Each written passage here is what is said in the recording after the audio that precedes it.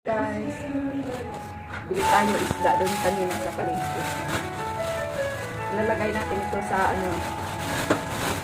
sa silupin. Pati-atiin.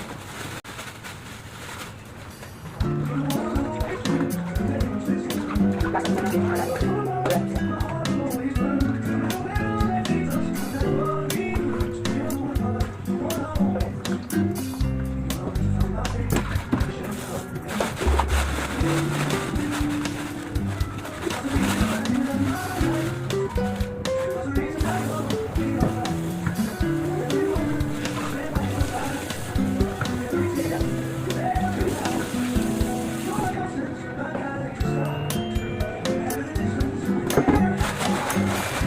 Guys, tilapia.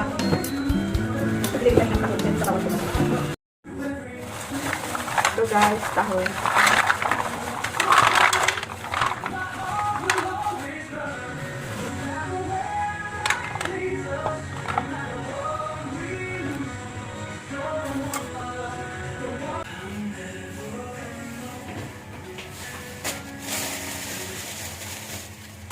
Silupin guys. Namili tayo ng isda kanina. Tilapia, tsaka tahong, tapos, at tsaka ito. Taiwan, ano tong tawag dito?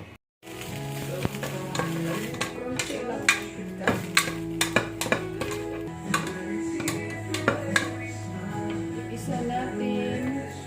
Kaya ang lamas guys. Sa nakakunting oil talaga.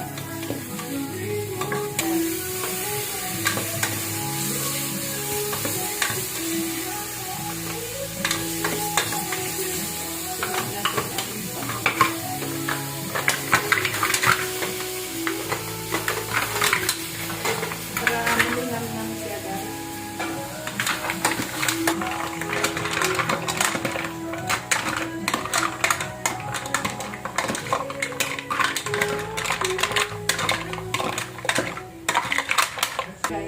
Tapos bago natin lagyan ng tubig para yung lasa ng lamas mapunta talaga siya.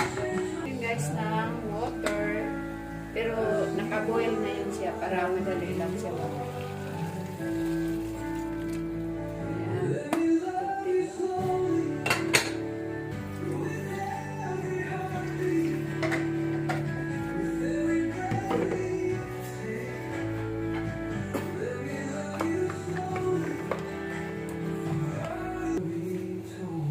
Konting asin, guys. Go. Guys, pasensya na kayo ha. Dito ako sa freezer cooker. Guys, magtaka kayo bakit sa freezer cooker ako nagluto. Kasi maliliit. Kasi yung ibang kaldero namin, ito lang yung medyo malaki-laki. Meron doon pero as in malaki talaga. So, kunti lang naman ang malutuin namin para lang sa amin. So, dito lang ako nagluto. Okay. Guys, ilagay na natin yung alugbati. Alugbati, guys. Sabay na natin itong kalamunggay kasi madali lang tumaluto sila.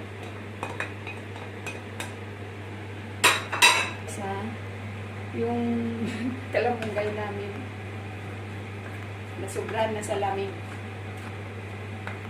Kalagay sa pero okay pa yun siya.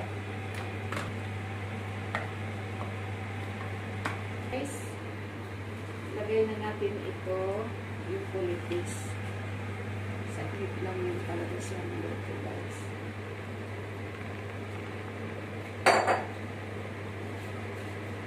Guys, luto na siya. I-turn off na natin ang gasol.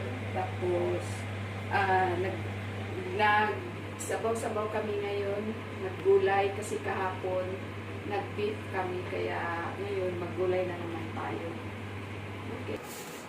Okay guys, salamat sa panonood ng mini vlog ko hanggang dulo.